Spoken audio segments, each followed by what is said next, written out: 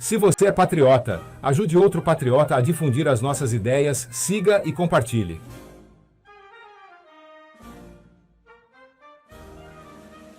O verdadeiro gabinete do ódio petista. Revelado um esquema de perseguição e linchamento virtual de adversários de ação lulopetista, aos moldes do que eles acusavam seus adversários de fazer. A máxima de Lenin é praticada à risca pelo lulopetismo. A imprensa revelou um esquema de milícia digital promovida pelo governo e sua secretaria de comunicação para pautar políticos e influenciadores com o objetivo de atacarem adversários políticos. Alguma semelhança com a acusação de um certo gabinete do ódio bolsonarista não será mera coincidência. Lembram do tal gabinete do ódio que acusavam Bolsonaro e os seus seguidores de fazerem para disseminar supostas fake news e discursos de ódio?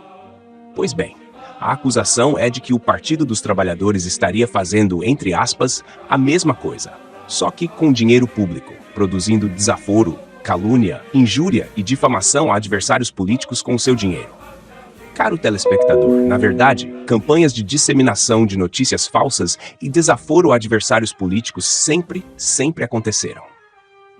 Desde o início da história das disputas e campanhas políticas partidárias, a diferença do Brasil é que o judiciário resolveu perseguir de maneira inclemente apenas um lado do espectro político-ideológico do país, a saber, o conservadorismo, a saber, a maior parte do espectro político do brasileiro.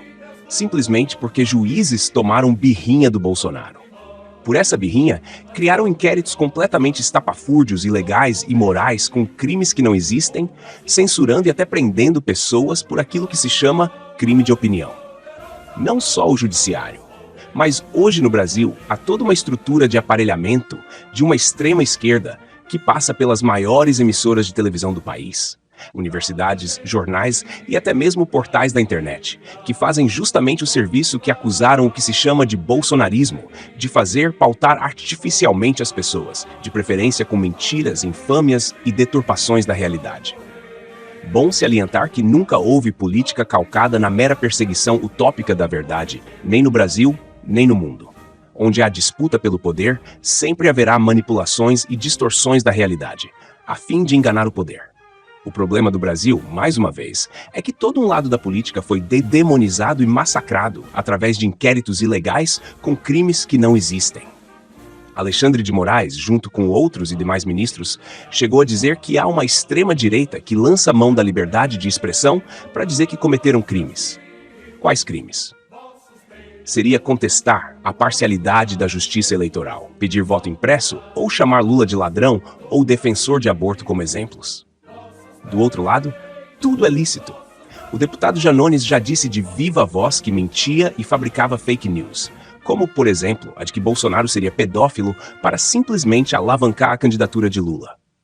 Outro influenciador de esquerda, Thiago Reis, chegou a dizer que o bolsonarismo tinha relações espúrias com o Comando Vermelho e que Bolsonaro teria morrido. Enfim, mentiras, infâmias, calúnia, injúria e difamação.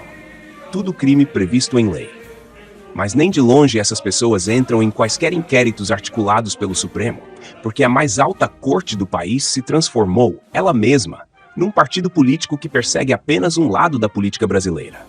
A coisa destambou de tal maneira que os próprios influenciadores de esquerda sequer têm o menor receio de dizerem às claras que podem mentir, caluniar e distorcer a realidade.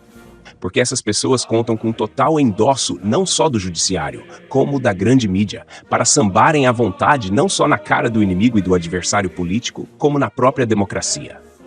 Vejam só o que disse essa influenciadora. Nós, influencers da esquerda, progressistas, estamos exaustos. Lula tem que meter logo um Janones na comunicação para ele poder pautar a discussão do dia, como aconteceu no segundo turno das eleições, na campanha. Foi o Janones que comandou a campanha inteira. Não tem como falar que não, eu já entrava no Twitter, já ia direto no perfil dele para saber do que ele estava falando, para saber sobre o que eu ia falar. Era ele que estava pautando. E aí os bolsonaristas tinham que desmentir as fake news, que nem eram tão fakes assim, né? Mas ia desmentir as narrativas da esquerda. Eles não tinham tempo de ficar criando fake news, porque estavam correndo atrás das nossas fake news. É isso que tem que acontecer.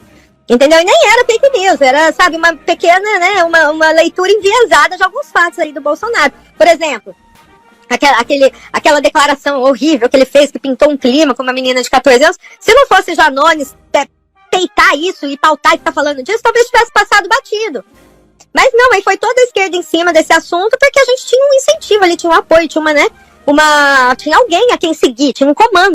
A união entre grande mídia, judiciário, universidades, aparelhados, todos para massacrarem a direita brasileira, gera essa liberdade de ser cínico. Gera a possibilidade de alguém dizer claramente que pode fazer fake news para massacrarem seus adversários sem o menor temor que nada vai lhe ocorrer. Uma comissão parlamentar de inquérito foi instalada para apurar a ação direta do governo para perseguir adversários. Mas, sinceramente, o governo sequer precisa fazer isso. Ele tem o judiciário e a grande mídia nas suas mãos para lhe ajudarem a destruir toda sorte de adversários que se interponham contra o lulopetismo. Ou ficar a pátria livre ou morrer pelo Brasil. Ou ficar a pátria livre ou morrer pelo